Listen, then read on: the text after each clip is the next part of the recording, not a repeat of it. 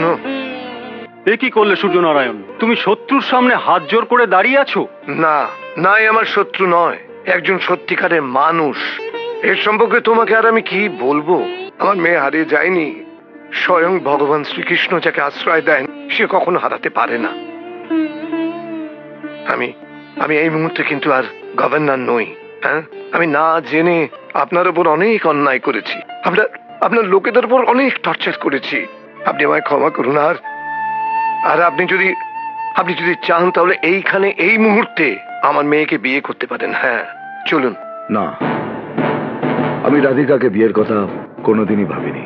আমি জানতামই না ওকে। আমি ভেবেছিলাম ও একটা অনাথ, তাই আমার ঘরে ওকে আশ্রয় দিয়েছিল। আর আজই জানতে পারলাম যে ও আমাকে ভালোবাসে। ও যদি সত্যি আপনাকে ভালোবাসে, আপনাকে বিয়ে করতে চায়, তাহলে আপনি আজই এখনই ওকে বিয়ে করুন প্লিজ। ক্ষমা করুন, আমি অঞ্জলির বিয়ে না দিয়ে নিজের বিয়ের কথা ভাবতেই পারি না। প্রথমে আমাকে আমার দায়িত্ব পালন করতে দিন।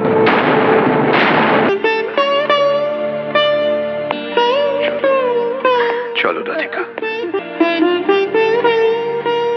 দাদা, কি ব্যাপার প্রকাশ? অঞ্জলির জন্য যদি আপনার বিয়ে আটকে থাকে তাহলে আমি অঞ্জলিকে বিয়ে করতে রাজি আছি। আপনি আমাকে ক্ষমা করবেন। আমি অঞ্জলিকে ভালোবাসি। এতদিন ভয় আমি বলতে পারিনি। অঞ্জলিও আমাকে ভালোবাসে। কি রে অঞ্জলি, তোর বিয়ে ঠিক হয়ে গেছে? আমি যে কত খুশি হয়েছি তোকে বলে বোঝাতে পারবো না। তবে এবার আমার তো লাইন ক্লিয়ার হয়ে গেল রে। এবার তো আমি কৃষ্ণকে বিয়ে করবই। আমার বিয়ে হচ্ছে, খুব আনন্দ হচ্ছে, কিন্তু একটা কথা তোমাকে বলতে ভীষণ কষ্ট হচ্ছে। আমার জীবনে হয়তো অন্য কেউ আছে, কিন্তু এই কারণের জন্য তুমি আমার বিয়েতে না আসার অজুহাত দিও না।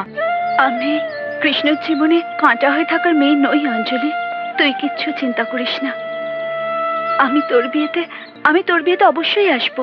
দেখুন না, ঘরের মধ্যে ঢুকে পড়ছে লোকটা। ম্যাম সাহেব, শিগগিরই আসুন। আরে কি হয়েছে? এই লোকটা ঘরের মধ্যে ঢুকে পড়ছে। ঠিক আছে, তুমি যাও। কি হয়েছে রাজা? ম্যাম সাহেব, আপনি অটোতে এটা ফেলে এসেছিলেন। ও মাই গড, দেখেছো আমার কি ভুলো মন। Thank you. তুমি জানো এর ভেতরে কি আছে? কি? হিরে, ডায়মন্ড। এক একটা হিরের দাম কয়েক লক্ষ টাকা। রাজা, এগুলো তো তুমি আমাকে নাও দিতে পারতে। না ম্যাম সাহেব, আমি সুখ শান্তি ঘুম কেড়ে নেয়। আমি মাথার ঘাম পায়ে ফেলে যতটুকু কামাই তাতে। হিরে, ডায়মন্ড। এক একটা হিরের দাম কয়েক লক্ষ টাকা। রাজা, এগুলো তো তুমি আমাকে নাও দিতে পারতে। না ম্যাম সাহেব, আমি সুখ শান্তি ঘুম কেড়ে নেয়। আমি মাথার ঘাম পায়ে ফেলে যতটুকু কামাই তাতে। কি হলো ড্যাডি, তুমি হিরের ব্যবসা শুরু করেছো?